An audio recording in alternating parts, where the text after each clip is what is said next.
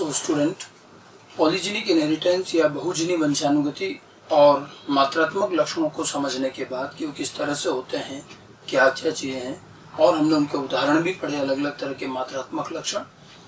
तो मात्रात्मक लक्षणों के इसी क्रम में आगे चलते हैं। इन मात्रात्मक लक्षणों की, इन बहुजीनी लक्षणों की वंशानुगति पर मैंने आपको कुछ उदाहरण भी बताए थे, उन्हीं में से हम एक दो उदाहरण लेते हैं और न्यूनतम से शुरू करते हैं। वैसे तो मैंने कहा था कि एक लक्षण से भी एक जीन से भी मात्रात्मक लक्षण नियंत्रित होता है, लेकिन एक जीन वाले मात्रात्मक लक्षण चले जाते हैं अपूर्ण प्रभाविता में। अब हम लेते हैं न्यूनतम दो जीन से नियंत्रित होने वाले मात्रात्मक लक्षण और 3 जीन से नियंत्रित होने वाले मात्रात्मक लक्षण। इनका क्रॉस किस तरह से होना है, इनकी वंशानुगति कैसे होगी, इनके फिनोटिपिक जीनोटिपिक रेशियो कैसे आएंगे। क्योंकि जब भी किसी भी क्वेश्चन में, ऑब्जेक्टिव में, अगर आपको क्रॉस का क्वेश्चन दिया है और उसमें लक्षण मात्रात्मक है तो उसके रेशियो अलग आएंगे, और ये अब हमें पढ़ के ध्यान भी रखना पड़ेगा। अभी तक तो हम जो क्रॉस करे तो वहाँ मान के चल लेते थे कि लक्षण गुणात्मक है और मेंडल के आधार पर ही रेशियो निकाल लेते थे, लेकिन अब हमें ये ध्यान रखना पड़ेगा कि क्वेश्चन में लक्षण कौन सा गिवन है। अगर लक्षण मात्रात्मक है तो अलग तरीके से और गुणात्मक है तो अलग तरीके से रेशियो निकालेंगे। हम एक उदाहरण लेते हैं। नेल्सन एहले ने 2 लक्षण अध्ययन किए थे, एक करोला लेंथ और एक था कर्नेल कलर। हम उन्हीं का एक लक्षण लेते हैं कि कर्नेल कलर इन व्हीट, गेहूं में कर्नेल का रंग। कर्नेल दरअसल होता क्या है? कर्नेल देखा जाए तो बीज से ही संबंधित एक टर्म है। अगर हम बीज के चारों से बीज का छिलका या उसका बीज चोल हटा देते हैं, अब उसके बाद जो बचा हुआ भाग है उसको कर्नेल कहा जाता है इंग्लिश में। तो कर्नेल का मतलब क्या है? बीज चोल रहित बीज, बिना बीज चोल वाले बीज को कर्नेल कहते हैं। और गेहूं का जब बीज चोल हटा दिया जाता है तो अंदर से वो लाल गुलाबी कलर का निकलता है। ठीक है, तो उस कर्नेल के रंग से संबंधित एक अध्ययन नेल्सन एहले ने किया था, और ये एक मात्रात्मक लक्षण है जो उन्होंने देखा कि ये 2 जीन से नियंत्रित होता है। तो बड़ा ही सरलतम मात्रात्मक लक्षण है, 2 जीन से नियंत्रित होने वाला, नेल्सन एहले द्वारा अध्ययन किया गया 2 जीन द्वारा नियंत्रित लक्षण है। ठीक है, अब 2 जीन से भी नियंत्रित होगा, लक्षण तो मात्रात्मक है, तो इसका अधिकतम और न्यूनतम स्वरूप पता होना चाहिए। लक्षण का अधिकतम प्रदर्शन कब आएगा? जब सारे प्रभावी एलील होंगे और 2 जीन है, मतलब 4 प्रभावी एलील ए बी बी। और देखा गया है कि इसमें जब चारों प्रभावी एलील होते हैं तो ऐसे में डार्क रेड कलर आता है कर्नेल का, ये अधिकतम है लक्षण। न्यूनतम कब आता है? जब सारे अप्रभावी होते हैं, सब स्मॉल ए स्मॉल बी, उस समय व्हाइट कलर आता है, रंगहीन अवस्था आती है।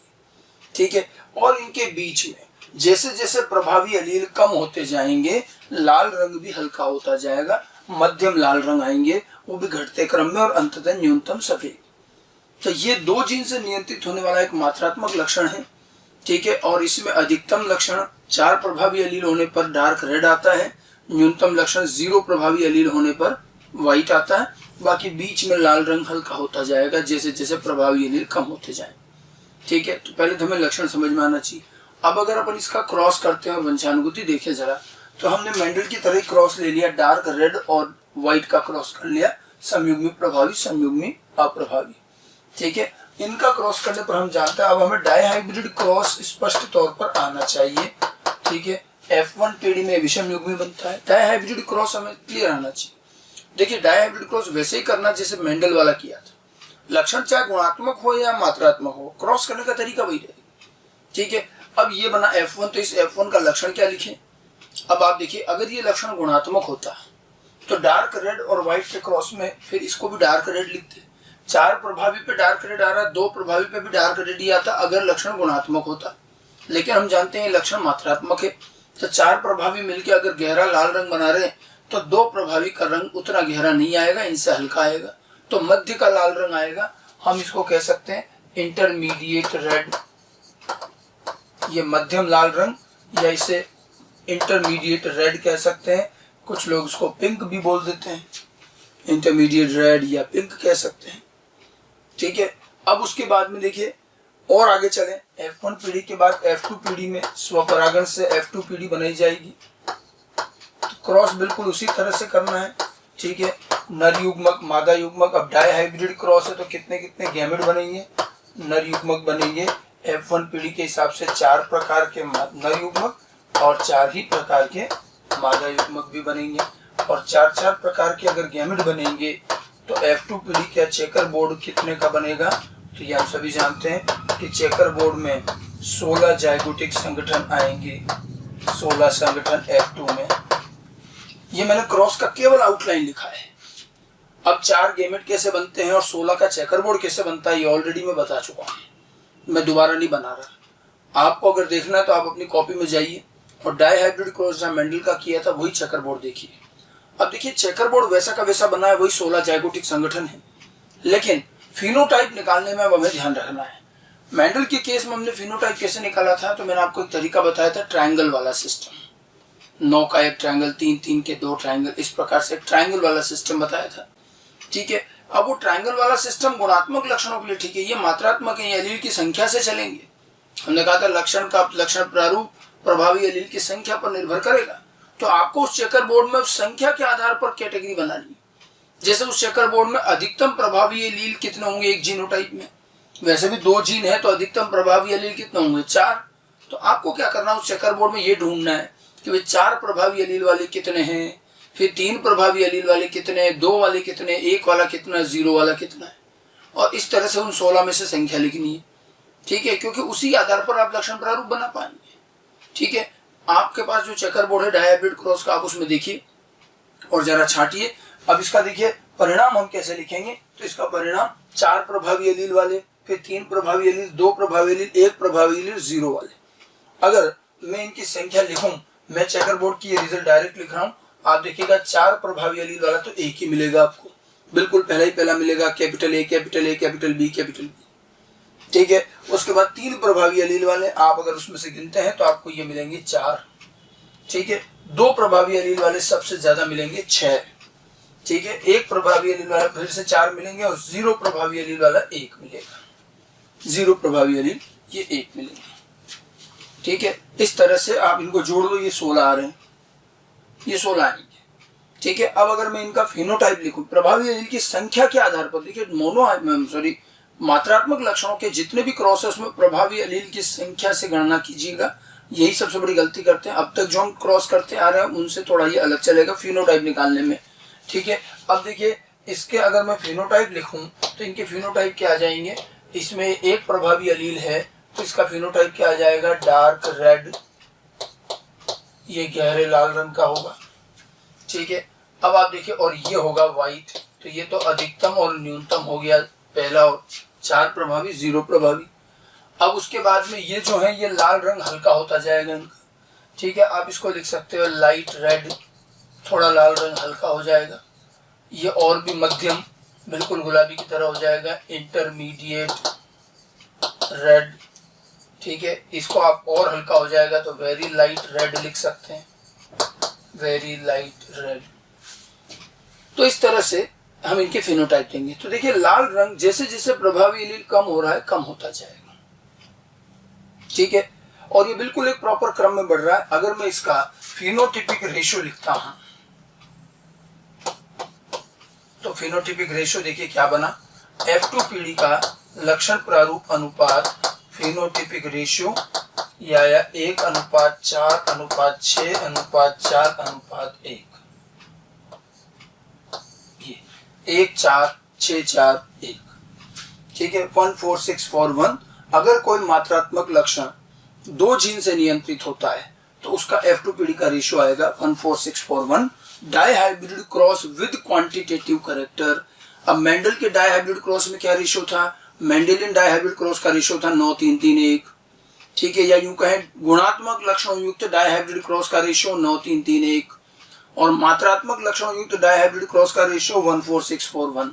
और ये सबसे बड़ी गलती जो स्टूडेंट्स होती है, क्रॉस मात्रात्मक चल रहा है, हम यहाँ रेशियो 9:3:3:1 याद रख लेते हैं, हमारी आदत पड़ जाती है 9:3:3:1 की, लेकिन हम ये अच्छी तरह से ध्यान रखिएगा कि 9:3:3:1 नहीं आएगा, 1:4:6:4:1 आएगा। अच्छा, जीनोटिपिक रेशियो को लिखने की जरूरत नहीं, वो वही रहेगा जो मेंडल के केस में था, क्योंकि चेकर बोर्ड तो वो कभी बना है, तो 1:1, 2:4:2, 1:1 जो जीनोटिपिक रेशियो था वही रहेगा, बस केवल फिनोटिपिक रेशियो बदलेगा, 9:3:3:1 की बजाय 1:4:6:4:1 आएगा। ठीक है, आप देखिए इनका जो रेशियो है ये बड़ा ही विशिष्ट क्रम में पहले बढ़ रहा है फिर घट रहा है।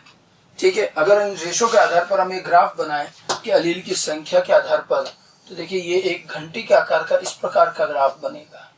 ठीक है, ये 1 4 6 4 1 एलील की संख्या और जीवों की संख्या के आधार पर अगर बनाएंगे तो ये इस तरह का एक बेल शेप कर्व बनता है।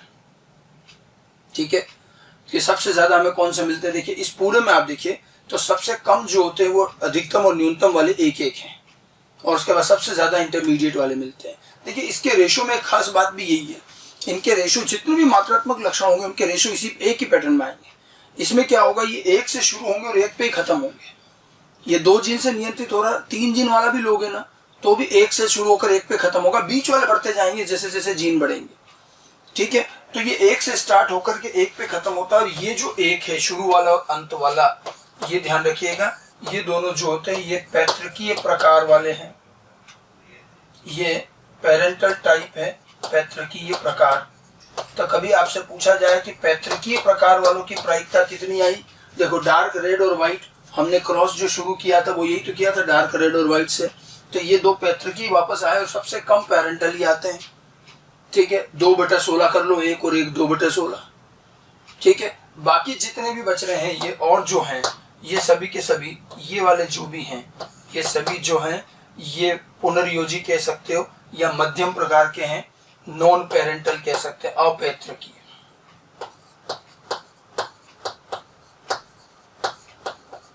अपैतृकीय प्रकार, तो पेरेंटल नॉन पेरेंटल, और ये रेशो हमेशा 1 से शुरू होकर 1 पे खत्म होता है।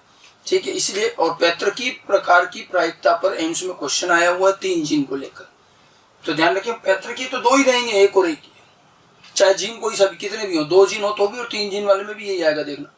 और सबसे ज्यादा आते हैं बीच वाले, ये सबसे ज्यादा आते हैं मध्य वाले, जिनमें की प्रभावी एलील की संख्या बिल्कुल आधी हो जाती है।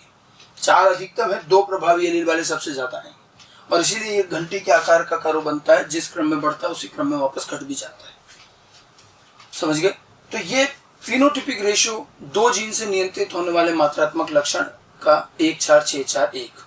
लेकिन हमारे हिसाब से तो अब देखो इसमें कितने प्रकार के लक्षण प्रारूप बने, 5 प्रकार के बन रहे हैं। लेकिन क्या वास्तव में 5 ही प्रकार के होंगे? जी नहीं, ये मात्रात्मक लक्षणों में एक समस्या और है कि जो रेशियो हम निकालते हैं चेकर बोर्ड से वैसा प्रैक्टिकली आता ही नहीं है, क्योंकि अब यह वातावरण का रोल आएगा, और वातावरण का रोल आने की वजह से 4 प्रभावी एलील वाले हमेशा एक ही जैसे गहरे लाल हो ऐसा होता नहीं। मान लो वातावरणीय परिस्थितियां ठीक नहीं हुई तो ये एकदम गहरा लाल ना आके थोड़े से ये एलील अगर धीमी गति से काम करेंगे तो थोड़ा हल्का हो जाए। अब देखिए dark red, light red, intermediate red, इनमें थोड़ा थोड़ा ही तो अंतर है, और इसमें वातावरण और आ जाएगा। अब ये 3 प्रभावी एलील वाले लाइट रेड है, और मान लो ये 3 प्रभावी एलील वाले हैं लेकिन इनका प्रदर्शन बहुत अच्छा हो रहा है, वातावरणीय परिस्थितियां बहुत अच्छी है, तो ये लाइट रेड से थोड़ा डार्क हो जाते हैं, वो डार्क रेड से थोड़ा लाइट हो सकता है, तो आपको इन डार्क रेड लाइट रेड के बीच में और मिल जाएंगे, और इसीलिए आप कभी देख के पहचान ही नहीं पाओगे कि लाइट रेड कौन सा है और इंटरमीडिएट रेड कौन सा है, डार्क रेड कौन सा है। वातावरण इनमें थोड़ा बहुत और मिक्सअप कर देता है, इनके बीच की और भी कई श्रेणियां आ जाती हैं, और प्रभावी एलील के आधार पर ये फिनोटाइप छांटना मुश्किल हो जाएगा। और इसीलिए ध्यान रखिएगा, मेंडल के लक्षणों में, मेंडल के क्रॉस में 9-3-3-1 स्पष्ट रूप से देखा जा सकता था प्रैक्टिकली, लेकिन मात्रात्मक लक्षणों में ये रेशो कागजों पर ही आता है, प्रायोगिक रूप से प्रैक्टिकली नहीं आएगा।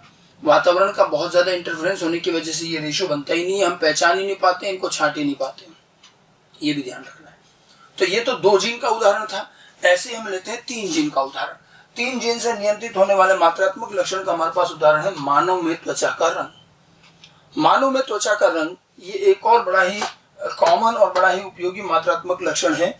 सबसे पहले ये फ्रांसिस गैल्टन और डेवनपोर्ट और इन लोगों द्वारा अध्ययन किया गया। मानव में त्वचा के रंग का अध्ययन बहुत प्राचीन समय से हुआ है, डेवनपोर्ट और बाद के कई वैज्ञानिकों ने किया। दरअसल मानव में त्वचा का रंग मानव के समाज में एक बड़ी सामाजिक समस्या रंग भेद का भी आधार था। त्वचा के रंग के आधार पर लोगों में भेदभाव ये चीज थी, तो वैज्ञानिकों द्वारा बहुत प्राचीन समय से ही रंग का कारण पता लगाने की कोशिश की गई। उन्होंने देखा कि मानव में मेलेनिन नाम का वर्णक की मात्रा तय करती कि कितना गहरा और कितना हल्का रंग होगा। मेलेनिन वर्णक जीन से बनता है, और इस जीन इनमें नियंत्रित करने वाले जीन 3 मिले हैं।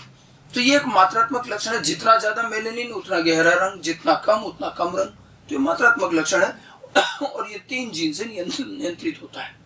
अब 3 जीन से नियंत्रित होने का मतलब वही अधिकतम न्यूनतम अगर हम निकालें तो अधिकतम प्रदर्शन कब आएगा, जब सारे प्रभावी होंगे 6 के 6, और उस समय मानव का त्वचा का रंग होता है डार्क ब्लैक। मानव की त्वचा का अधिकतम रंग है डार्क ब्लैक, इसे अफ्रीकन निग्रो ब्लैक भी बोल सकते हैं, ब्लैक कलर। और न्यूनतम प्रदर्शन कब आएगा, जब सारे अप्रभावी हो, और ये है व्हाइट, इसको यूरोपियन व्हाइट कहा जा सकता है। ठीक है, अफ्रीकन निग्रो ब्लैक और यूरोपियन व्हाइट। इसके बीच में जैसे जैसे प्रभावी एलील कम होते जाएंगे मध्यम स्वरूप आएगा, और डार्क ब्लैक से हल्का होने पर कलर ब्राउन शेड में आ जाता है, और गहरे ब्राउन से हल्के ब्राउन की तरफ बढ़ता है, और अंत में ये व्हाइट आ जाता है। तो ये ब्राउन और मतलब डार्क ब्लैक से ब्राउन, और ब्राउन भी हल्का होता होता अंततः व्हाइट। ये मानव की त्वचा के रंग का पैटर्न है, समझ गए। और ये 3 जीन से नियंत्रित होता है। अगर हम इसको क्रॉस करते हैं तो ये ट्राई हाइब्रिड क्रॉस की तरह चलेगा। ठीक है, हम क्रॉस में देख लें तो डार्क ब्लैक और व्हाइट का क्रॉस किया जाए तो वही समयुग्मी से क्रॉस शुरू करेंगे मेंडल के तरीके से। F1 पीढ़ी इस तरह से विषम युग्मी बनेगी, तो F1 पीढ़ी का यहाँ पर लक्षण क्या आ जाएगा, अब डार्क ब्लैक और व्हाइट के बीच का आएगा, इसको लिखा जाता है इंटरमीडिएट ब्राउन। ये होता है इंटरमीडिएट ब्राउन। इनकी त्वचा का रंग बिल्कुल बीच का आता है, देखने में ऐसा लगता है जैसे कलर मिक्स हो गया।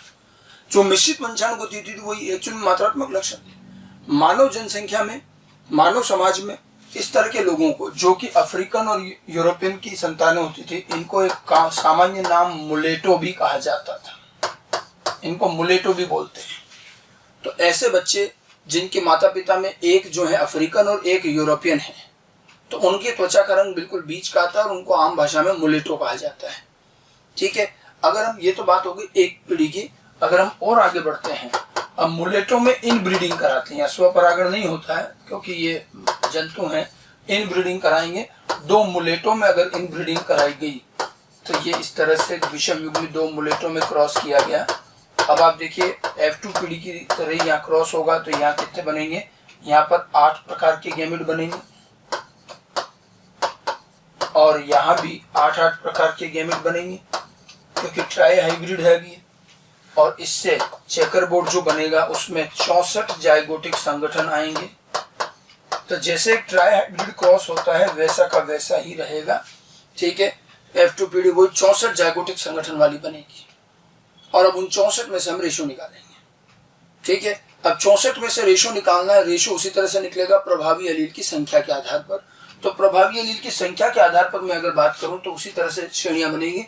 अधिकतम 6 प्रभावी एलील से शुरू करेंगे क्योंकि 3 जीन है, 6, 5, 4, 3, 2, 1 और 0, इस तरह से होगा। ठीक है, अब अगर मैं इसकी संख्या लिखूं, अब मैं ये चेकर बोर्ड नहीं बना रहा हूँ, आपको भी बनाने की जरूरत नहीं है, आप इसकी वैल्यू डायरेक्ट ध्यान रख सकते हैं 64 में।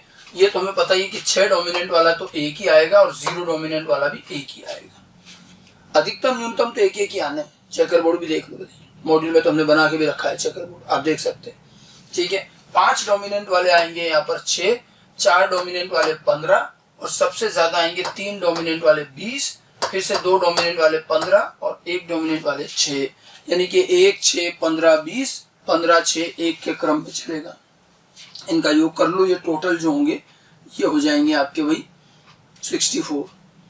अब इसमें अगर मैं इनका फिनोटिपिक रेशियो लिखता हूं तो फिनोटिपिक रेशियो कितना कितना आएगा, ये तो हो जाएगा डार्क ब्लैक। इनके फिनोटाइप अगर लिखें तो ये तो डार्क ब्लैक आएगा, और ये आएंगे व्हाइट। ये तो हो गए पैतृकीय या इनका है अधिकतम न्यूनतम। इसके बीच के जो होंगे अब ये ब्राउन शेड में आएंगे और ब्राउन कलर कम होता जाएगा। ठीक है, ये ब्राउन टोन में आएंगे। 6 जो होंगे इनको आप लिख सकते हो very dark brown, very dark brown. ये जो हो जाएगा 4 डोमिनेंट वाला डार्क ब्राउन लिख लें, मतलब इससे थोड़ा सा हल्का हो, इससे कम हो गया। 20 ये आ रहे हैं 3 डोमिनेंट वाले, ये इंटरमीडिएट ब्राउन, इसको कहेंगे मुलेटो कलर, इंटरमीडिएट ब्राउन। ठीक है, फिर 2 डोमिनेंट, इसमें क्या आ जाएगा लाइट ब्राउन। ठीक है, फिर उसके बाद में वेरी लाइट ब्राउन। देखिए ब्राउन कलर हल्का होता जा रहा है, और लास्ट में व्हाइट। तो कलर इस तरह से दे पाएंगे हम। डार्क ब्लैक के बाद में वेरी डार्क ब्राउन, ब्लैक से ब्राउन में आ गया, फिर डार्क ब्राउन, फिर intermediate brown, light brown, very light brown and white.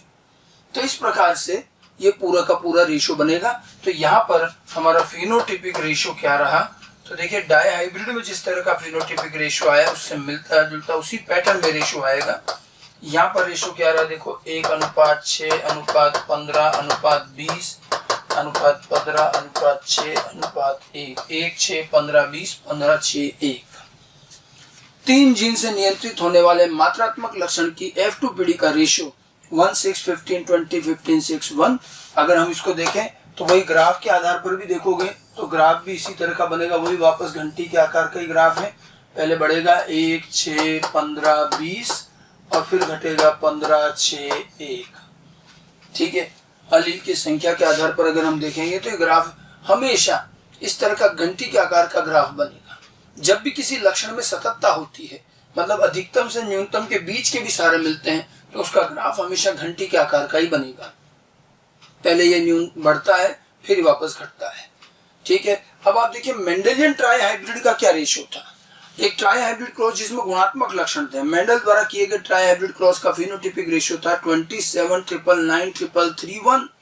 64 का चेकर बोर्ड सेम बना, उसका रेशियो आता है 27:9:9:9:3:3:1 और इसका रेशियो आता है 1:6:15:20:15:6:1। इसमें भी देख लो ये 1 और ये 1 तो क्या हो गए पेरेंटल। यहाँ पैतृक की प्रायिकता कितनी हो जाएगी, तो 2/64 करेंगे। एम्स में 2 बार क्वेश्चन इसी पर आया है। 3 जीन से नियंत्रित होने वाले में F2 पीढ़ी में पेरेंटल प्रायिकता कितनी आ गई, तो पेरेंटल तो वही रहेंगे 1 और 1 2। ठीक है, वो तो 2 ही रहेंगे, चाहे 2 जीन वाला हो चाहे 3 जीन वाला, और रेशो का पैटर्न भी ऐसे आएगा। आप देखिए अब हमने मात्रात्मक में 3 चीज पढ़ ली, 1 जीन से नियंत्रित होने वाले मात्रात्मक, 2 जीन वाले और 3 जीन वाले। 1 जीन से नियंत्रित होने वाले जो है मोनोहाइब्रिड क्रॉस, वो हमने अपूर्ण प्रभाविता में पढ़े। ठीक है, वो अभी आप देखो रेशो क्या आया था 1:1। रेशो हमेशा 1 से 1 ही चल रहा है। 1 जीन से नियंत्रित होने वाला मात्रात्मक लक्षण का रेशो 1:1, 2 जीन से नियंत्रित होने वाले का रेशो 1:4:6:4:1, 3 जीन वाले का रेशो 1:6:15:20:15:6:1। तो बीच वाले बढ़ते जा रहे हैं, बाकी शुरू 1 से हो रहा, खत्म 1 पर होगा। तो monohybrid, dihybrid, trihybrid मात्रात्मक लक्षणों के ये फिनोटिपिक रेशियो आपको अच्छे से याद होने चाहिए। और क्वेश्चन में कई बार लिखा नहीं जाता है कि मात्रात्मक है, क्वेश्चन पढ़ के लक्षण देख के ही समझ में आ जाता है कि मात्रात्मक लक्षण है तो इसका रेशियो ये लेना है। गुणात्मक के रेशियो अलग है। गुणात्मक में मोनोहाइब्रिड का रेशियो 3:1, डाई हाइब्रिड का रेशियो 9:3:3:1, ट्राई हाइब्रिड का रेशियो 27:9:9:9:3:3:1। वो गुणात्मक है, मेंडेलियन तरीके से आएंगे। मात्रात्मक के रेशियो अलग आएंगे।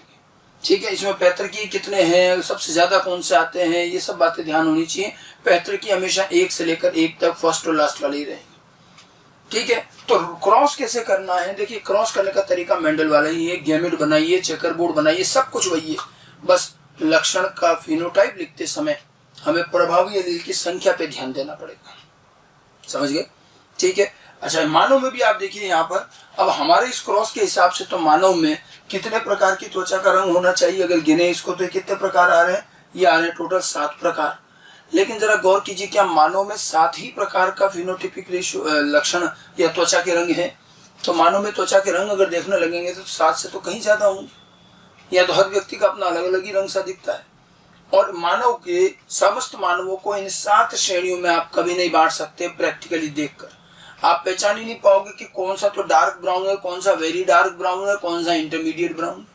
इनमें थोड़ा थोड़ा ही तो अंतर है, और वहां पर अब आप वातावरण का रोल आएगा। मानव में त्वचा का रंग मात्रात्मक है और ये वातावरण द्वारा बहुत प्रभावित होता है। वातावरण के जो 2 कारक मानव की त्वचा के रंग को सबसे ज्यादा प्रभावित करते हैं वो है तापमान और प्रकाश तीव्रता। ठीक है, हम जहां रह रहे हैं उस जगह किस प्रकार का औसत तापमान रहता है, वहां की प्रकाश तीव्रता क्या है, उसके आधार पर ही वहां के लोगों का कलर तय होता है। ठीक है, अन्य कारक भी हैं लेकिन ये 2 सबसे मेन कारक। आप पूरी पृथ्वी पर देख लीजिए, जिस तरह से तापमान प्रवणता है उसी प्रकार से त्वचा के रंग की प्रवणता है। पूरी पृथ्वी पर इक्वेटर से, विषुवत रेखा से लेकर ध्रुवों तक अगर हम चलते हैं तो हम देखते हैं विषुवत रेखा पर सबसे ज्यादा गर्मी रहती है और फिर ये ठंडे होते जाते हैं ध्रुवों की तरफ। तो आप देखिए वहां के जो देश हैं और देशों के जो लोग हैं उनकी त्वचा का रंग भी तापमान के साथ ही। विषुवत रेखा के आसपास के जो देश हैं जैसे अफ्रीका वगैरह हैं, वहां पर खूब गर्मी रहती है, वहां के लोगों में मेलेनिन वर्णक बहुत ज्यादा मिलता है। प्रभावी एलील जो भी हो, लेकिन मेलेनिन खूब ज्यादा बनवाया जाएगा और इसलिए वो डार्क रंग के दिखते हैं।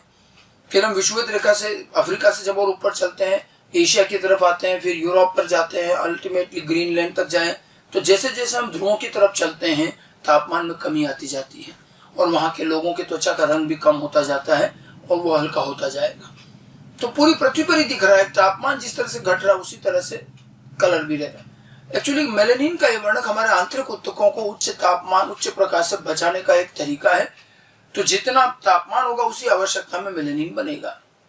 और इसीलिए कई बार समान प्रभावी अलील संख्या वाले दो मानव अगर अलग अलग वातावरण में रह रहे हैं तो उनकी त्वचा का रंग एक जैसा नहीं होगा। समझ गए? 5 प्रभावी अलील वाला अफ्रीका में रहने वाला व्यक्ति और 5 प्रभावी अलील वाला इंग्लैंड में रहने वाला व्यक्ति, कलर में आपको अंतर मिलेगा। ठीक है, कई बार एक ही जलवायु में रह रहे हैं तो भी लोगों का अंतर कलर अलग। हम जो एक ही एरिया में रहते हैं तब भी हमारे अंदर प्रभावी अलील की संख्या का भी तो अंतर होगा, तो प्रभावी अलील की संख्या भी मैटर करेगी।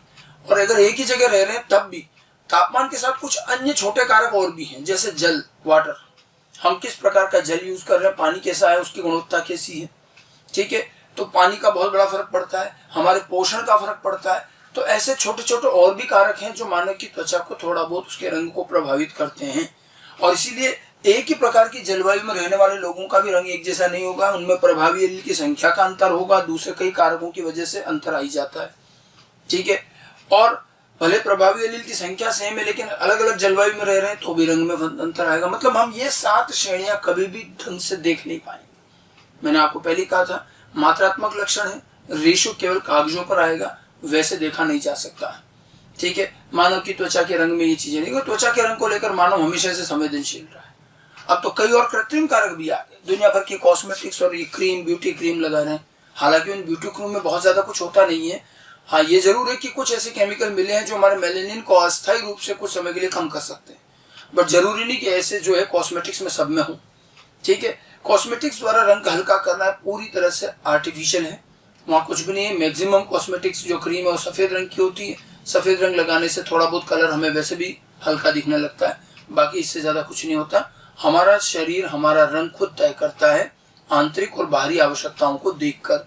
ठीक है, और इसीलिए आप देखिए सर्दी, गर्मी, बरसात में भी हमारी त्वचा के रंग में थोड़ा बहुत अंतर आता है और जीवन पर्यंत ये थोड़ा कम ज्यादा होता ही रहता है, फ्लक्चुएट होता ही रहता है। हम इसको चाहकर कम कर भी लेंगे तो कुछ समय रहेगा, फिर वापस जो है जैसा का जैसा हो जाए। तो ये जो है मात्रात्मक लक्षण वातावरण से बहुत ज्यादा प्रभावित होते हैं, तो ये ध्यान रखना है। बाकी हमसे रेशो पूछा जाएगा तो रेशो ध्यान रखना है। ठीक है, तो हमने मात्रात्मक लक्षण क्या होते हैं, बहुजनी वंशानुगति क्या होती है, उनके उदाहरण कौन कौन से हैं और उसके बाद उनकी वंशानुगति में रेशो क्या क्या आएंगे ये पढ़ा। अब अंत में देखिए एक और चीज आती है, इन पर बेस्ड कुछ न्यूमेरिकल क्वेश्चंस आते हैं। हम 1-2 फॉर्मूले ध्यान रखें जिससे हमें क्वेश्चंस मिलेंगे। एक तो है कि F2 पीढ़ी में कुल संभव फेनोटाइप, किसी भी मात्रात्मक लक्षण में F2 पीढ़ी में कितने लक्षण प्रारूप बनेंगे ये आप डायरेक्ट बता सकते हो 2n+1 के फॉर्मूले से, जिसमें n है वो जीन की संख्या। हमें ये पता होना चाहिए कि लक्षण कितने जीन से नियंत्रित हो रहा है। जैसे 2 जीन से नियंत्रित होने वाला लक्षण F2 पीढ़ी में कितने फेनोटाइप दर्शाएगा, तो n के बराबर 2 ले लो तो 5 आ जाएंगे। अब 2 जीन वाले में आप देखिए क्या रेशियो आया था, 1 4 6 4 1, 5 ही तो आ रहे हैं, 5 प्रकार। तो कितने प्रकार के फेनोटाइप बनेंगे ये आ जाएगा। ठीक है, तो कुल संभव फेनोटाइप निकालना है। एक फॉर्मूला पहले बताया था मल्टीपल अलील में, वो था कुल संभव जीनोटाइप का फॉर्मूला n+1/2। मल्टीपल अलील में वो जीनोटाइप का फॉर्मूला है और ये मल्टीपल जीन में फिनोटाइप का फॉर्मूला है। बड़ा नजदीक सा है, थोड़ा ध्यान रखिएगा। ठीक है, 3 जीन से नियंत्रित होने वाले में कितने फिनोटाइप बनेंगे, n का मान 3 रख लो, 7 आ जाएंगे। एक क्वेश्चन आ चुका है एग्जाम में कि किसी क्रॉस में फलों के वजन की 7 श्रेणियां प्राप्त हुई तो ये लक्षण कितने जीन से नियंत्रित हो रहा है, ये पूछा गया। अब फलों के वजन की 7 श्रेणियां, फलों का वजन अगर कहा गया है तो मात्रात्मक है, सीधी सी बात है। ठीक है, और 7 श्रेणियां का मतलब है 7 फिनोटाइप मिले हैं, 7 फिनोटाइप मिले हैं और ये लक्षण कितने जीन से नियंत्रित हो रहा है, तो n का मान पूछा है हमसे। तो 2n+1 अगर 7 है तो n का मान 3 हो जाएगा, ये पूछा जा चुका है। तो इससे तो हम कितने फिनोटाइप F2 पर प्राप्त होंगे डायरेक्ट बता सकते हैं। एक फॉर्मूला तो ये ध्यान रखना है। दूसरा है मात्रात्मक लक्षणों में हमने कहा था प्रत्येक प्रभावी अलील लक्षण बनाने में एक निश्चित हिस्सा रखता है। तो प्रभावी अलील का कितना हिस्सा, कंट्रीब्यूशन कितना है, ये हम निकाल भी सकते हैं, गणना कर सकते हैं। तो एक प्रभावी अलील का कंट्रीब्यूशन निकालना आना चाहिए और अगर वो हमें आ गया तो हम लक्षण गिन भी सकते हैं, बता सकते हैं कि कितने प्रभावी एलील वाले में कितना लक्षण आएगा, ये बिल्कुल निकाला जा सकता है। अब प्रभावी एलील का कॉन्ट्रीब्यूशन कैसे निकालेंगे? देखिए, अधिकतम प्रदर्शन कब आता है? जब सारे एलील प्रभावी होते हैं। और न्यूनतम प्रदर्शन कब आता है? जब सारे एलील अप्रभावी होते हैं। ठीक है, तो जो न्यूनतम प्रदर्शन आया, क्या उसको लाने में प्रभावी एलील का कोई योगदान है? वहां तो प्रभावी एलील है ही नहीं। और न्यूनतम प्रदर्शन, ध्यान रखिएगा, अप्रभावी से भी नहीं आया। वो तो एक न्यूनतम है कि कुछ नहीं होने पर जो दिख रहा है। तो न्यूनतम को कोई नहीं बना रहा, ना प्रभावी ना अप्रभावी। ठीक है, तो अब देखिए कॉन्ट्रीब्यूशन कैसे निकालेंगे। एक प्रभावी एलील का कॉन्ट्रीब्यूशन अधिकतम प्रदर्शन में से न्यूनतम घटाएंगे, क्योंकि जो आपको अधिकतम दिख रहा है, देखिए जो न्यूनतम है उतना तो अपने आप ही बन जाएगा, उसके बाद प्रभावी एलील का काम शुरू होता है। तो हम अधिकतम में से न्यूनतम घटाएं, क्योंकि वो थोड़ी प्रभावी एलील आए। उसके बाद जो बचा उसमें प्रभावी एलील की संख्या का भाग लगा दें। तो अधिकतम प्रदर्शन माइनस न्यूनतम प्रदर्शन अपॉन प्रभावी एलील की संख्या, इससे हम एक प्रभावी एलील का कंट्रीब्यूशन निकाल सकते हैं। और ध्यान रखिएगा, कंट्रीब्यूशन न्यूनतम के बाद शुरू होता है। न्यूनतम लक्षण स्वतः आएगा, उसके लिए कोई प्रभावी एलील अप्रभावी एलील नहीं चाहिए। जैसे उदाहरण के तौर पर अगर हम देखें कि किसी पौधे में 2 जीन और 2 जीन के 4 प्रभावी एलील मिलकर के 10 फीट का पौधा बनाते हैं। ठीक है, 10 फीट का पौधा, तो 10 फीट उसकी अधिकतम ऊंचाई है, 4 प्रभावी एलील होने पर 10 फीट आ रहा है। ठीक है, और जो पौधे की न्यूनतम ऊंचाई है, मान लीजिए वो है 4 फीट। 4 फीट पौधे की न्यूनतम, मतलब कोई प्रभावी एलील नहीं होने पर भी पौधा मिनिमम 4 फीट का तो बनेगा ही बनेगा। अब 4 फीट तक तो पौधा अपने आप ही बन जाता है, उसके लिए तो कोई एलील नहीं चाहिए उसको। अब प्रभावी एलील उसको क्या करते हैं, 4 से लेकर 10 तक लेके गए। तो अगर हम प्रभावी एलील का कंट्रीब्यूशन निकालेंगे तो क्या होगा, 10 माइनस 4, यानी कि वास्तव में तो प्रभावी एलील 6 फीट ही तो बना रहे, 4 तो मिनिमम है। अब डिवाइड बाय क्या कर लेंगे, यहाँ पर 4 कर देंगे। ठीक है, तो आप निकाल लेंगे इसका जो भी आंसर आ जाएगा। ठीक है, तो यहाँ पर क्या आंसर आ जाएगा, 1.5 आ जाएगा, 1.5। ठीक है, 1.5 का मतलब है एक प्रभावी एलील 1.5 फीट की हाइट कंट्रीब्यूट कर रहा है। ठीक है, और वो 1.5 फीट भी 4 फीट के बाद जुड़ते हैं। कंट्रीब्यूशन न्यूनतम के बाद शुरू होता है, अधिकतम में से न्यूनतम घटाइए और प्रभावी एलील की संख्या का भाग लगा दीजिए, 1.5 फीट आ जाए जो भी है। इस तरह पर आपको न्यूमेरिकल क्वेश्चन मिलेंगे और वो करने आने चाहिए। हम 1-2 क्वेश्चन भी लेते हैं और बाकी क्वेश्चन आपको मॉड्यूल में डीपीपी में भी मिल जाएंगे। ठीक है, जैसे इसको क्वेश्चन में अप्लाई करते हैं तो एक क्वेश्चन देखिए। क्वेश्चन लिखा है, यदि एबीसी जीन के लिए समयुग्मी पौधे की ऊंचाई 20 फीट है, ठीक है, जबकि पौधे की न्यूनतम ऊंचाई 8 फीट है, तो बताइए कि प्रभावी एलील का कंट्रीब्यूशन क्या होगा और इन जीनोटाइप वाले पौधों की ऊंचाई क्या होगी। ये चीज निकालनी है। ठीक है, तो ये कैलकुलेट किया जा सकता है कि कैसे हम इसको निकालें। देखिए, एबीसी जीन के लिए समयुग्मी पौधे की ऊंचाई 20 फीट है और न्यूनतम ऊंचाई 8 फीट है। अब यही क्वेश्चन के लैंग्वेज में कई लोग अटक जाते हैं कि एबीसी जीन के लिए समयुग्मी, तो पौधे का इसका मतलब जीनोटाइप क्या हुआ। एबीसी जीन के लिए समयुग्मी का मतलब जीनोटाइप क्या हुआ, जीनोटाइप एबीसी नहीं है, ए बी बी और सी सी है और ये 20 फीट का है। एबीसी जीन के लिए समयुग्मी का मतलब ये है और ये अधिकतम ऊंचाई है। पहले तो ये चीज समझ में आनी चाहिए। एबीसी मत लिख देना कि पौधा, इसका मतलब एबीसी, एक एक अलील तो होता ही नहीं, 2-2 अलील होंगे और समयुग्मी है तो एक जैसे रखें। और न्यूनतम मतलब सारे के सारे अप्रभावी 8 फीट है। ठीक है, तो पौधे का कंट्रीब्यूशन क्या आया, तो क्या करना है इसमें, 20 में से 8 घटाएंगे और कितने का भाग लगा देंगे, कितने प्रभावी एलील 6, तो यहाँ कितना आ गया, ये 14/6 आ जाएगा। ठीक है, 14/6 आ जाएगा, सॉरी 20 में से 8 घटाएंगे तो 12 आ जाएगा। ठीक है, तो 12 आएगा और 12 में 6 का भाग लगा दिया, तो इसका मतलब एक प्रभावी एलील जो है 2 फीट की हाइट बढ़ा रहा है। क्लियर। ठीक है, 2 फीट के एक प्रभावी एलील से कितने फीट की हाइट आ रही, 2। तो पहले तो हमें कंट्रीब्यूशन निकालना है, तो एक एलील का कंट्रीब्यूशन तो कितना हो गया, 2 फीट का हो गया कंट्रीब्यूशन। अब हमें क्या करना है, निम्नलिखित जीनोटाइप वाले पौधे की ऊंचाई निकालनी, तो इन्हीं की ऊंचाई निकालनी। अब आप जैसे इसकी ऊंचाई निकाले हैं, तो अब देखो इसका जीनोटाइप देखो, A small A capital B capital C capital, इसका क्या ऊंचाई आएगी। अब यहाँ कई लोग गलती क्या करते हैं कि कितने प्रभावी एलील है, 1 2 3 4 5, 5 प्रभावी एलील है, 5 इंटू 2, एक प्रभावी एलील का कॉन्ट्रीब्यूशन कितना है 2, तो 10 फिट हो गया, तो गलत हो जाएगा। आप खुद देखिए 6 प्रभावी एलील वाला 20 फिट का है, तो क्या 5 प्रभावी एलील वाला 10 फिट का हो जाएगा? आधा थोड़ी हो जाएगा, एक ही तो प्रभावी कम हुआ, एक प्रभावी एलील कम हुआ तो एक का हिस्सा कम होगा। आप देखो इसमें क्या करना, मैंने आपको क्या कहा था, कॉन्ट्रीब्यूशन न्यूनतम के बाद शुरू होता है, ठीक है। तो आपको क्या करना है, इसके अंदर पहले तो न्यूनतम 8 फीट तो आना ही आना है, तो वो तो जोड़ना ही है, 8 फीट तो बिना कहे पौधा बढ़ेगा। अब उसके बाद में क्या है, 5 इंटू 2 यानी कि ये हो जाएगा 18 फीट की हाइट। ये आएगा सही कि 5 प्रभावी एलील वाला 18 फीट, 6 प्रभावी एलील वाला 20 फीट, तो एक का हिस्सा कम हो गया ना 2 फीट। इस तरह से बाकियों में भी आपको करना क्या है कि मिनिमम 8 तो जोड़ना ही है न्यूनतम। उसके बाद जितने प्रभावी एलील है, यहाँ पर 3 है, तो 3 इंटू 2, तो ये कितना हो जाएगा, 6 और 8 14 फीट का, ठीक है। और यहाँ पर तो 2 ही प्रभावी एलील है, 2 इंटू 2 यानी कि ये हो जाएगा 12 फीट। तो ये अलग अलग इन पौधों की ऊंचाई हो जाएगी, ठीक है। 2 बातें ध्यान रखनी है, सबसे पहले तो क्वेश्चन में क्या दिया है वो ढंग से लिखें, और ध्यान रखें कंट्रीब्यूशन निकालने के लिए न्यूनतम घटाना है, ये न्यूनतम घटाने के बाद ही आएगा, और दोबारा लक्षण जोड़ने के लिए पहले न्यूनतम जोड़ना पड़ेगा, यही गलतियां होती हैं। कंट्रीब्यूशन निकालना है तो मिनिमम माइनस करके निकालेंगे, दोबारा करेक्टर जोड़ना है तो पहले न्यूनतम जोड़ो, उसके बाद प्रभावी एलील का कंट्रीब्यूशन, तब सही आएगा आंसर। समझ गए, ठीक है। इस तरह के मात्रात्मक लक्षण पर आधारित छोटे छोटे न्यूमेरिकल भी बनते हैं। और देखिए इसी तरह का मैं एक और उदाहरण लेता हूँ, एक और प्रश्न ले रखा है, ठीक है। अब इसमें देखिए, अब ये क्वेश्चन कैसा है, एक टेट्रा हाइब्रिड पौधा 2 किलोग्राम वजन वाला फल बनाता है। टेट्रा हाइब्रिड मतलब 4, monohybrid, dihybrid, trihybrid, tetra hybrid.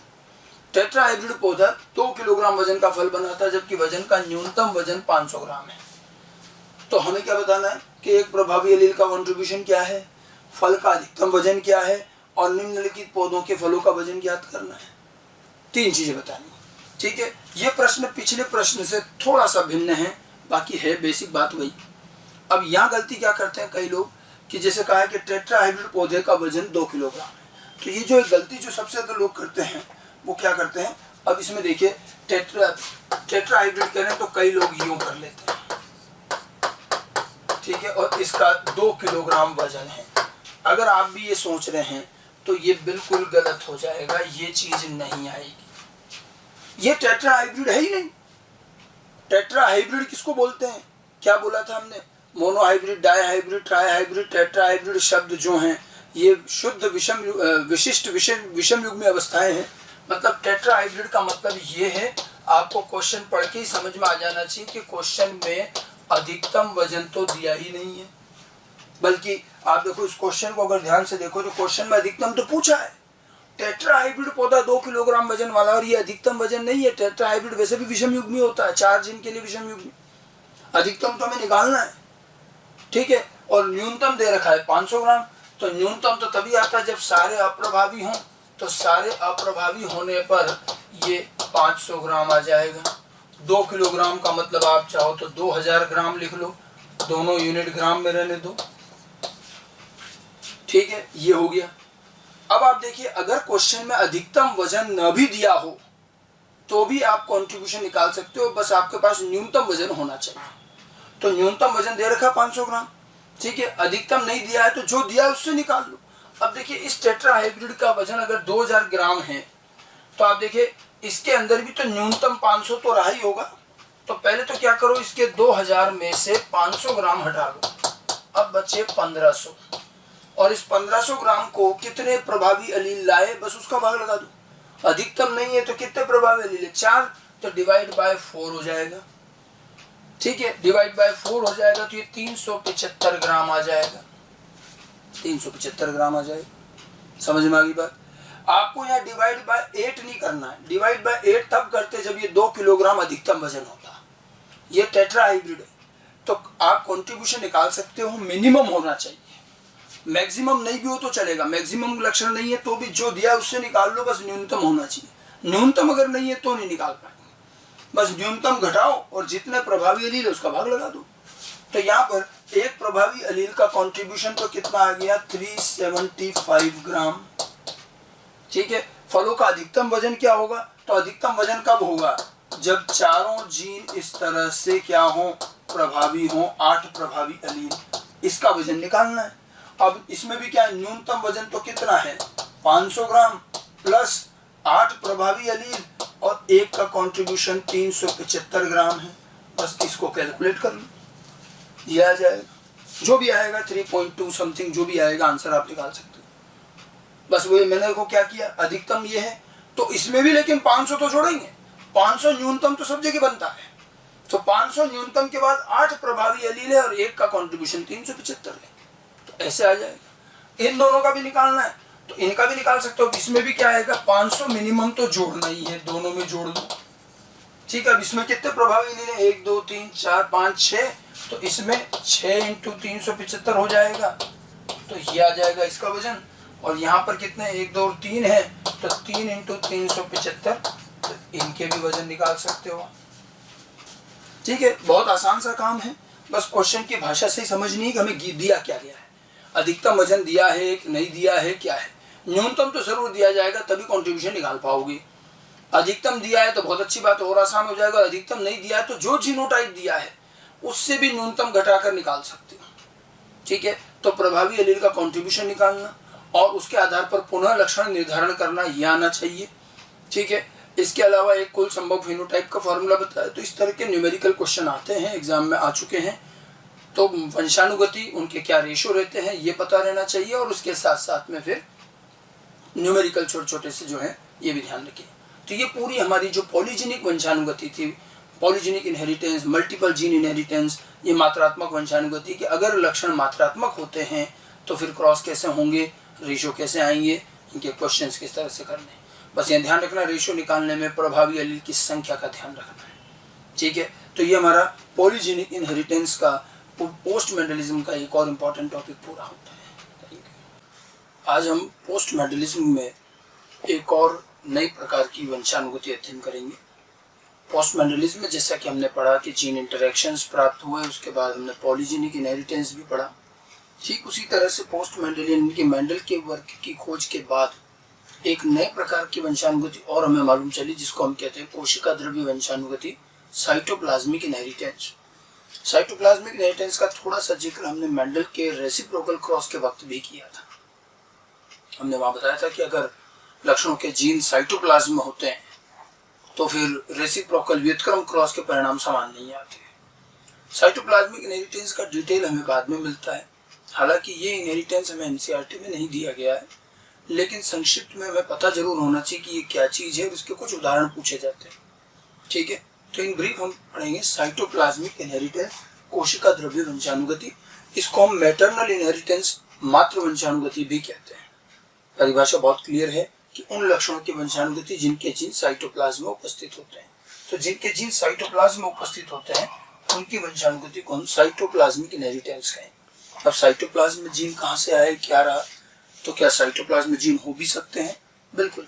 Correns ने हमें ये बात सबसे पहले बताई। एक्चुअली कॉरेंस मेंडेलियन चीजों का ही अध्ययन कर रहे थे, ठीक है। और मेंडेलियन चीजों का अध्ययन करने के दौरान जब उन्होंने व्युत्क्रम क्रॉस और ये सारी चीजें पढ़ी, और उसके बाद जब उन्होंने आगे मिराबिलिस पर काम किया, तो मिराबिलिस पर काम करते हुए उन्होंने पहली बार इसके बारे में बताया। मिराबिलिस में उन्होंने एक और चीज खोजी थी। मिराबिलिस के पुष्प रंग में उन्हें अपूर्ण प्रभाविता मिली थी, और उसी मिराबिलिस की पत्तियों के रंग में उनको ये कोशिका द्रव्य वंशानुगति का पता चला।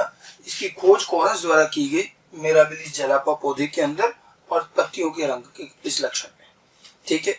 आज हम अच्छी तरह से जानते हैं कि एक यूकेरियोटिक कोशिका जो होती है उसके दो मुख्य भाग हैं, ये हम सभी जानते हैं। केंद्रक होता है और एक कोशिका द्रव्य होता है, ठीक है।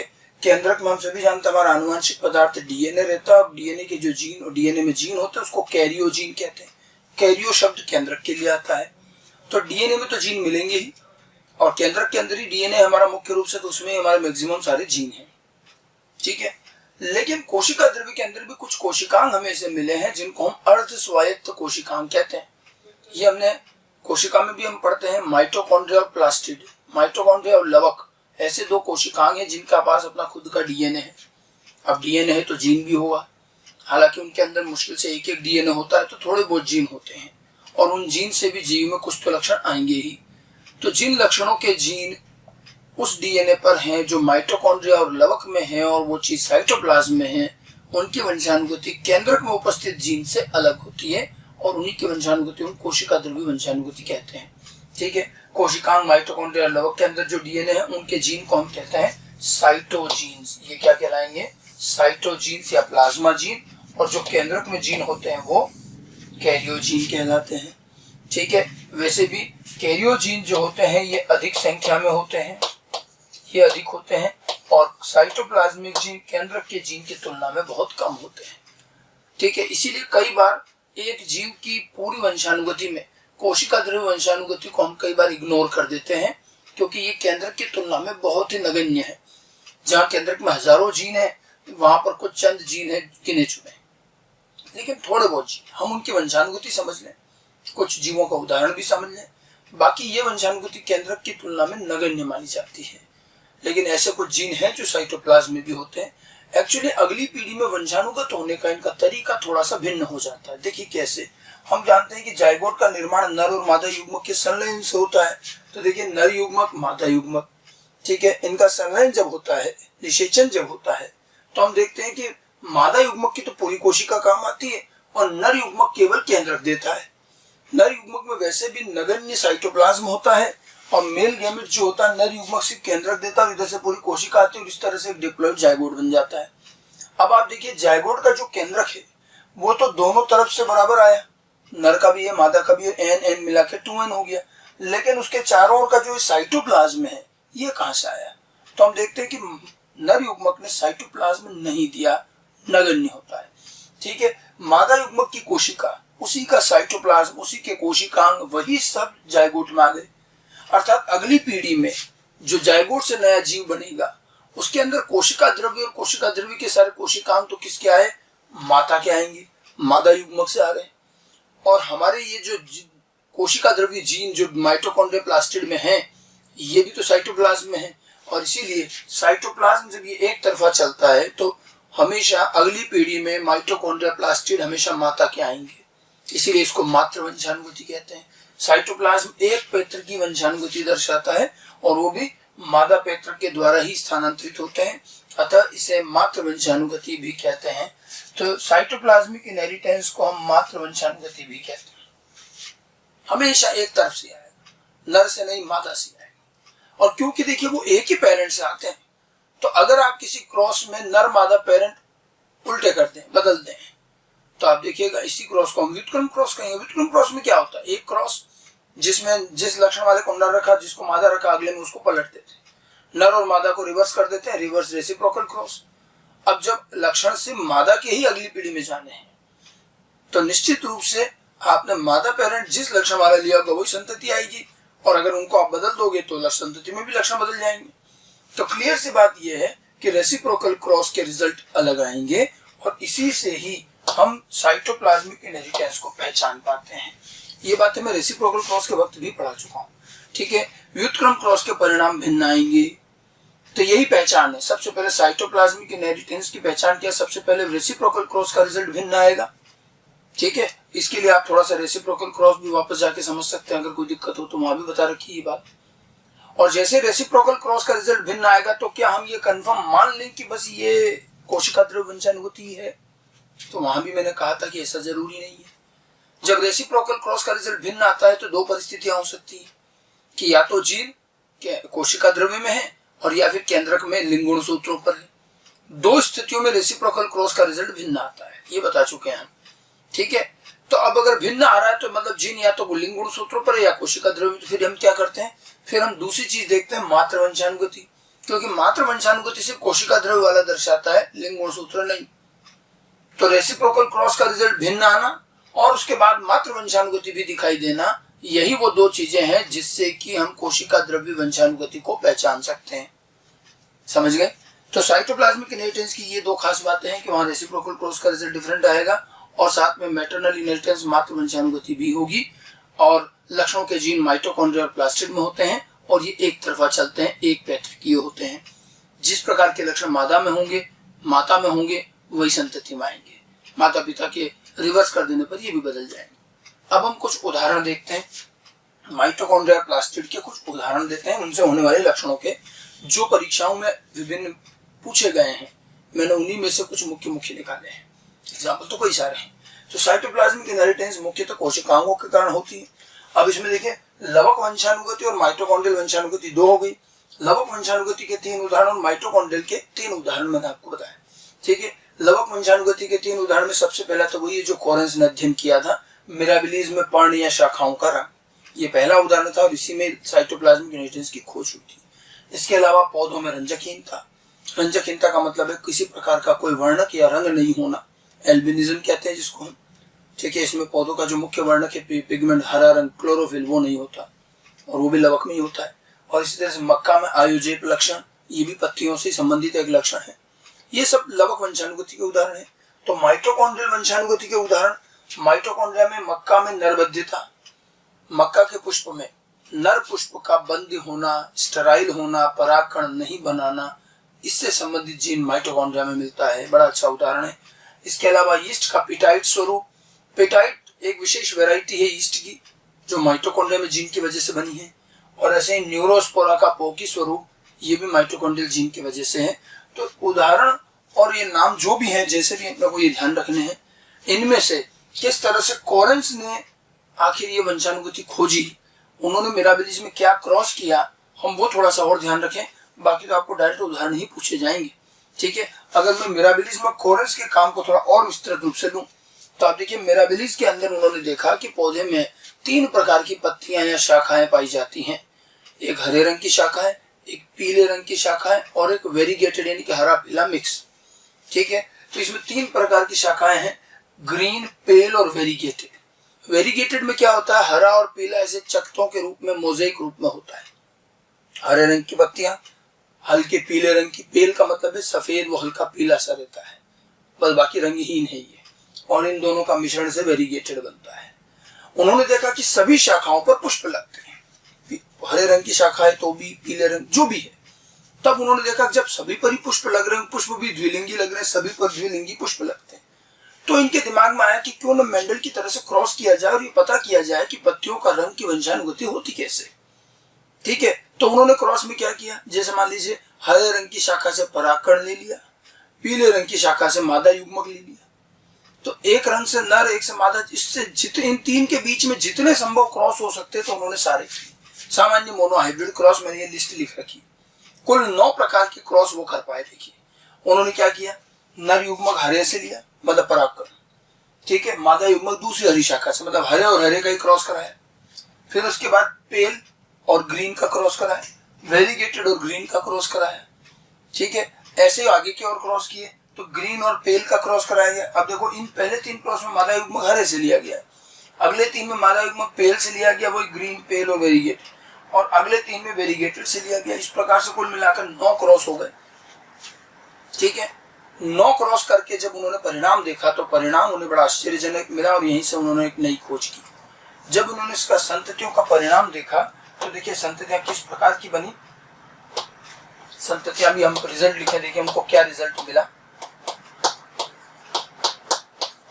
संततियां जो है, पहले 3 क्रॉस में उन्हें हरे रंग की संततियां मिलती हैं, ग्रीन, ग्रीन और ग्रीन। तीनों क्रॉस में हरे पत्तियों वाली ही पौधे प्राप्त होते हैं संततियों में। अगले 3 क्रॉस में उन्हें पेल यानी कि हल्के पीले या रंगहीन पत्तियों वाली संततियां मिलती हैं। ठीक है, और उसके बाद में अंतिम 3 क्रॉस में उन्हें ग्रीन, पेल और वेरीगेटेड तीनों मिले। इसमें उनको तीनों प्रकार की संततियां मिली, तीनों तरह के कलर वाली। ये उनका रिजल्ट था। अब देखिए, जब उन्होंने ये पूरा क्रॉस समझा, 9 प्रकार के क्रॉस किए गए और उनके रिजल्ट जो मिले वो देखिए। अच्छा, इनको ध्यान से देखिए अगर आप, तो इन 9 क्रॉस में कई सारे क्रॉस तो व्युत्क्रम क्रॉस है। जैसे देखिए, पेल और ग्रीन ये जो क्रॉस है, और ग्रीन और पेल ये दूसरे नंबर का और चौथे नंबर का, ये दोनों आप खुद देखिए, पेल ग्रीन, ग्रीन पेल, नर मादा, तो रिवर्स हुए क्रॉस तो वही, ये व्युत्क्रम क्रॉस है। और देखिए variegated green and green variegated, ये भी व्युत्क्रम क्रॉस है। वेरीगेटेड पेल, पेल वेरीगेटेड। तो अगर हम सारे संभव 9 क्रॉस करते हैं तो उसमें कुछ क्रॉस तो रेसिप्रोकल ही आएंगे। और जब उन्होंने संततियों का परिणाम देखा तो उन्हें बड़ा आश्चर्य हुआ कि रेसिप्रोकल क्रॉस में रिजल्ट समान नहीं है, जबकि मेंडल को तो समान ही मिलते थे। ये मेंडल के अध्ययन के तुरंत बाद किया गया कार्य था कोरेंस द्वारा। ठीक है, तो ग्रीन और ग्रीन में तो देखिए उन्होंने क्या देखा कि देखिए पेल और ग्रीन में ग्रीन मिला, फिर इसका व्युत्क्रम क्रॉस है ग्रीन और पेल, उसमें पेल मिला। तो यहाँ पर तो ग्रीन आ रहा है, यहाँ पेल आ रहा है। जितने भी रेसिप्रोकल क्रॉस है आपको सभी में रिजल्ट अलग अलग मिलेगा। तो पहली चीज जो कोरेंस ने देखी कि इन 9 क्रॉस में जितने व्युत्क्रम क्रॉस है उनके परिणाम समान नहीं है। दूसरी चीज उन्होंने गौर की कि हर क्रॉस में मादा युग्मक जिस शाखा से लिया गया उसी रंग का संतति बनता है। जैसे इन पहले 3 क्रॉस में मादा युग्मक ग्रीन से लिया तो सारी संततियां ग्रीन बनी, अगले 3 क्रॉस में पेल लिया तो पेल बनी। इस तरह से मतलब मात्र वंशानुगति साफ साफ दिखाई दे रही। तो रेसिप्रोकल क्रॉस का रिजल्ट भी भिन्न है, मात्र वंशानुगति भी आ रही है। शुरुआत में तो कोरेंस इसको नहीं समझा पाए, लेकिन बाद में उन्होंने इसका और अध्ययन किया कि आखिर ये हुआ कैसे। उन्हें एक बात तो समझ में आई कि मेंडल के तरह से या मोनोहाइब्रिड क्रॉस से परिणाम नहीं आएंगे, क्योंकि मेंडल के अनुसार तो रेसिप्रोकल क्रॉस का रिजल्ट आता ही समान है और यहाँ आ नहीं रहा है, और बल्कि यहाँ माता जैसे आ रहे हैं, मात्र वंशानुगति और दिख रही। और पूरा अध्ययन करने के बाद उनका निष्कर्ष ये रहा कि पत्तियों और शाखाओं का जो रंग है, ये जो रंग बेसिकली लवक की वजह से है, ये रंग लवक की उपस्थिति से होता है। पत्तियों और शाखाओं का रंग विभिन्न प्रकार के लवकों के कारण होता है। ठीक है, और लवक में हम जानते हैं रंग के आधार पर अलग अलग प्रकार के लवक है, वर्णकों के आधार पर अलग अलग प्रकार के लवक है। हरा रंग जो है बेसिकली ये किसकी वजह से आया, तो ये क्लोरोप्लास्ट हरित लवक सुना होगा, क्लोरोप्लास्ट के कारण आया। ठीक है, पेल यानी कि रंगहीन अवस्था है, ये अवर्णीय लवक ल्यूकोप्लास्ट के कारण आता है। ये ल्यूकोप्लास्ट के कारण ये रंग विकसित हुआ। और वेरीगेटेड में दोनों लवक उपस्थित होते हैं, या क्लोरोप्लास्ट और ल्यूकोप्लास्ट दोनों लवकों के कारण वेरीगेटेड आएगा, दोनों का मिक्स दोनों आएंगे। तो लवक वंशानुगति, यहाँ नाम कोशिका द्रव्य वंशानुगति बाद में आया, पहले लवक वंशानुगति कहा गया इसे। और लवक वंशानुगति की खोज इससे हुई है। इनका कहना था कि पत्तियों का रंग विभिन्न प्रकार के लवकों की वजह से है। जो हरे रंग की पत्तियां उनमें हरित लवक है, जो पीले या रंगहीन पत्तियां हैं उनमें अवर्णीय लवक है ल्यूकोप्लास्ट, और जो वेरीगेटेड है हरा पीला चकत्तों के रूप में पाया जा रहा है उसमें दोनों है क्लोरोप्लास्ट ल्यूकोप्लास्ट।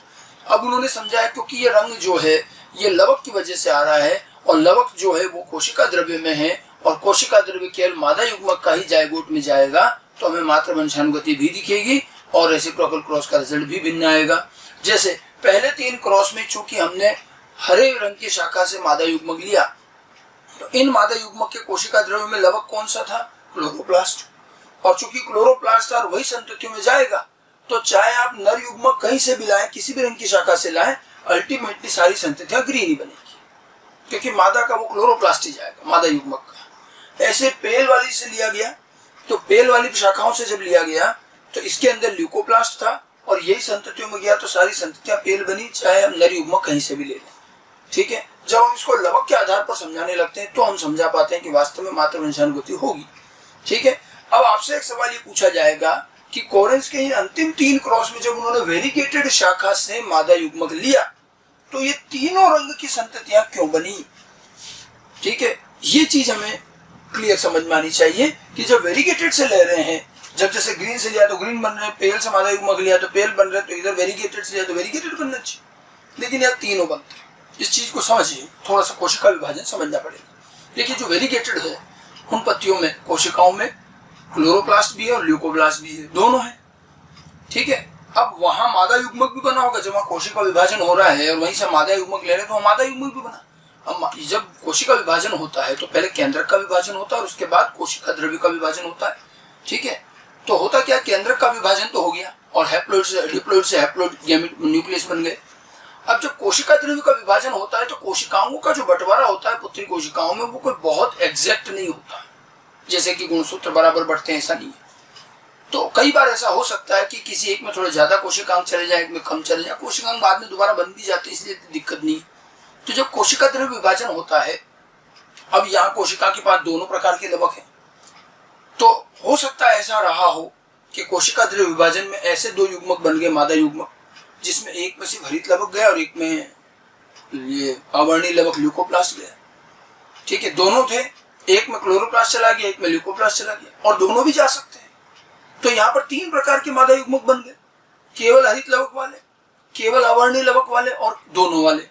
क्योंकि ये 3 प्रकार के मादा युग्मक है और हम अब कौन सा ले रहे हैं, हमें को बाहर से दिखता थोड़ी। तो यहाँ तीनों संभावना रहेगी। मान लो आपने वो मादा युग्मक ले लिया जिसमें हरित लवक था तो हरा रंग की संतति बना देगा, जिसमें ल्यूकोप्लास्ट था वो पीला, और जिसमें दोनों थे वो वापस वेरिगेटेड बन जाएगा। इसलिए यहाँ तीनों बनते हैं, लेकिन ये भी मातृवंशानुगति ही है। ठीक है, तो साफ साफ दिख रहा है मातृवंशानुगति है।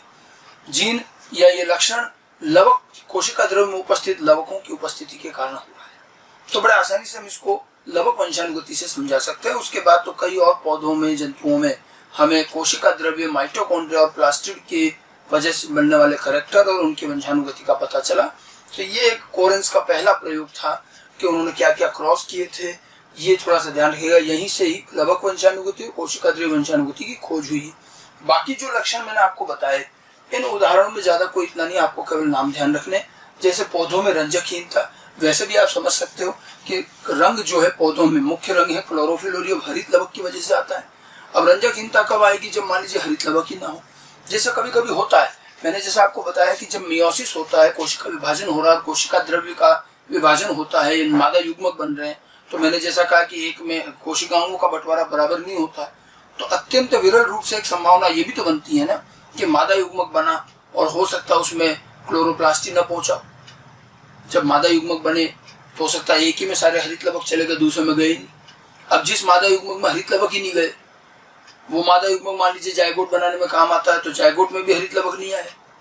जायगोट से भ्रूण बन गया और बीज बन गया और फिर हमने उस बीज को उगा भी दिया, तो वो बीज उगता भी है, बस वो अंकुरित होता है, 1-2 पत्तियां आती है, छोटा सा पौधा, लेकिन वो पत्तियां हरे रंग की नहीं होंगी, वो रंगहीन होंगी, क्योंकि हरित लवक तो शुरू से युग्मक से ही नहीं, युग्मक में नहीं, जायगोट में भी नहीं, भ्रूण में भी नहीं। अब वो जो पौधा है जो रंगहीन पत्तियों वाला बनता है, बस वो वही है, बस 1-2 पत्तियां बनी है, उसको कहेंगे एल्बिनिक पौधा, रंजकहीन पौधा, और वो पौधा कुछ ही समय में मर जाएगा, क्योंकि वो प्रकाश संश्लेषण ही नहीं कर पाएगा, तो वो जीवित कैसे रहेगा। इसीलिए रंजकहीनता जब आती है, ये भी आई तो क्लोरोप्लास्ट की वजह से। ठीक है, ये जीवों के लिए या पौधों के लिए घातक होती है, ध्यान रखिएगा। इसमें अंततः पौधे की मृत्यु हो जाती है, तो ये घातक रहती है, इतना सा ध्यान रखना। ठीक है, बाकी इसके अलावा मक्का में आयोजेक लक्षण, आयोजेक नाम तो खैर वैज्ञानिक ने अपने हिसाब से दिया है, ये पत्तियों से संबंधित, पत्तियों पर उपस्थित रंग है। एक्चुअली मक्का के पौधे में क्या होता है, लंबी लंबी रिबन जैसी पत्तियां होती है, आपने देखा हो गन्ने में, मक्का में एक जैसी, और आमतौर पर हरे रंग की पत्ती होती है। कभी कभी पत्ती में हरा पीला एकांतर पट्टियां पाई जाती है। क्लोरोप्लास्ट ल्यूकोप्लास्ट का इस तरह से जमावट होती है कि पत्तियों में हरे पीले रंग की पट्टियां पाई जाती है, और इस पूरे लक्षण को हम आयोजेक लक्षण कहते हैं। अगर मैं यहाँ पर मक्का की पत्ती का थोड़ा सा टुकड़ा बनाना चाहूँ, जैसे मान लीजिए ये पत्ती है, तो इसके अंदर क्या है, देखिए हरा और पीले रंग की पत्तियां पाई जाएंगी, सॉरी हरे रंग का एक स्ट्रिप है, जैसे तो ये मान लीजिए इसके अंदर हरा रंग, इसको बनाते हैं,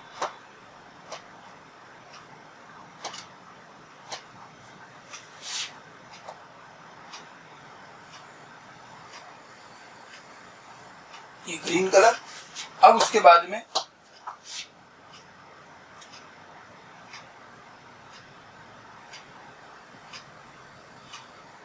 ऐसे, फिर से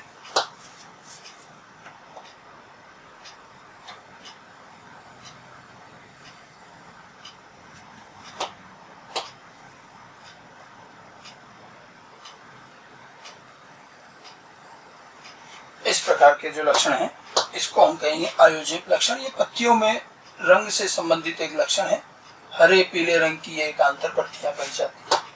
ठीक है, इस पूरे कैरेक्टर को हम आयोजित लक्षण कहते हैं।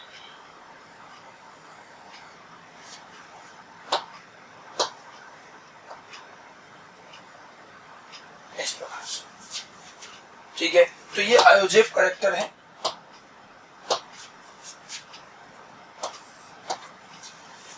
आयोजित लक्षण, मक्का के पौधे में अल्टरनेट हरे पीले रंग की पत्तियां, या क्लोरोप्लास्ट और ल्यूकोप्लास्ट की जमावट की वजह से होता है। तो ये तीनों के तीनों जो लक्षण हैं ये सब के सब हरित लवक या लवक वंशानुगति कही जाती है। ठीक है, इसी तरह से माइटोकॉन्ड्रिया के भी कुछ उदाहरण हैं। मक्का में नरबद्धता। ठीक है, मक्का जो होता है, मक्का के अंदर क्या है, नर पुष्प जो होते हैं, नर पुष्प बंदी होते हैं, स्टेराइल होते हैं, नर पुष्प बंदी होते हैं और ये परागकण नहीं बनाते हैं, ये परागकण नहीं बनाते हैं। ठीक है, और ये जो है ये माइटोकॉन्ड्रिया में उपस्थित जीन में म्यूटेशन की वजह से होता है। माइटोकॉन्ड्रिया में उपस्थित जीन में उत्परिवर्तन म्यूटेशन के कारण। माइटोकॉन्ड्रिया में एक जीन है जो पुष्प के अंदर परागकण बनाने के लिए जिम्मेदार है। अब ये चीज आप रिप्रोडक्शन के चैप्टर में भी पढ़ोगे कि पराग कोश जो होते हैं उसके अंदर एक आंतरिक स्तर होता है जिसको हम कहते हैं टेपिटम, और ये टेपिटम दरअसल पराग कणों को पोषण देती है और तब परागकण बनते हैं। ये आप पौधों के जनन में पढ़ेंगे भी सही। अब होता क्या, वो टेपिटम का जो एक लेयर है जो पराग कणों को पोषण देता है, वो उसको बनाने का जीन माइटोकॉन्ड्रिया में है, और वो जीन म्यूटेट हो जाता है, और वो जीन म्यूटेट हुआ तो टेपिटम नहीं बनती, और टेपिटम नहीं बनती तो परागकण विकसित ही नहीं हो पाते। तो मक्का जो पौधा है, मक्के के अंदर क्या होता है, देखिए नर पुष्प मादा पुष्प एक ही पौधे पर अलग अलग होते हैं, वो द्विलिंगाश्रयी होता है। ठीक है, और द्विलिंगाश्रयी होने की वजह से मोनोशीश जिसको हम कहते हैं, अब उसमें क्या होता है, नर पुष्प तो शीर्ष पे लगते हैं, मादा पुष्प लगते हैं पत्तियों के आधार में। ठीक है, मादा पुष्प का जो पुष्पक्रम होता है वही बाद में भुट्टा बन जाता है, नर पुष्प शीर्ष पे लगते हैं। अब क्या होता है, वो नर पुष्प के अंदर परागकण ही नहीं बनते हैं, तो ऐसा मक्का का पौधा जो है मेल स्टेराइल कहलाता है, उसका नर भाग स्टेराइल है, मादा भाग फर्टाइल है।